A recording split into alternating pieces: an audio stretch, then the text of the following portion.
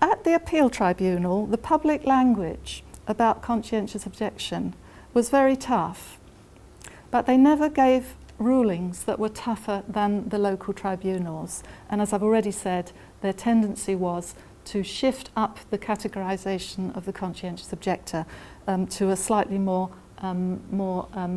acceptable level.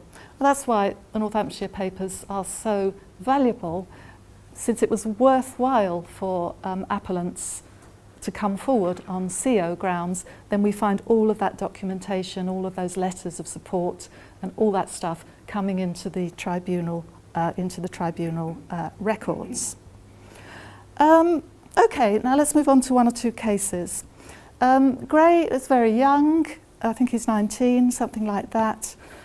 He is a butcher slaughterman's assistant, and then very briefly he becomes an ironstone miner in the northeast of the county, really an assistant to a miner, when the appeal tribunal tells him that he has 4 weeks or a month to find some work of national importance. His local tribunal isn't very sympathetic, but the appeal tribunal offers him work of national importance. But then when he comes back to the tribunal and says that he has found work as an ironstone miner, they get on their high horse, because this is work in a Ministry of Munitions facility.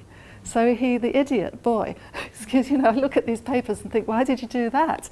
There's a great deal, there was plenty of work on the land. He's gone in as an ironstone miner, and probably unknowingly he has crossed a line for the tribunal. They also object to the fact that he is going to earn 25 shillings a week as an assistant to an ironstone miner, whereas on the land he would be lucky to get 15 or 18 shillings a week. And the tribunal is very interested that they're very concerned that men doing work of national importance in the county should be on basic wages, and so they must show that they have made a sacrifice of some sort. So for that reason, the appeal tribunal then reverses its decision.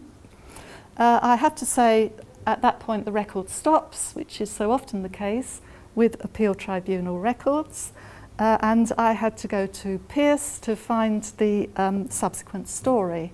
He definitely looks a bit wobbly from the papers in the appeal tribunal, but in fact he did resist non-combatant corps work. He was court-martialed, and he went through that whole journey through hard labour, civil prison, Home Office scheme, Dice Camp, Warwick, Dartmoor. He's one of those people bobbing around the work schemes of the system. So quite an experience for a 19-year-old butcher's assistant from a remote village in northeast Northamptonshire.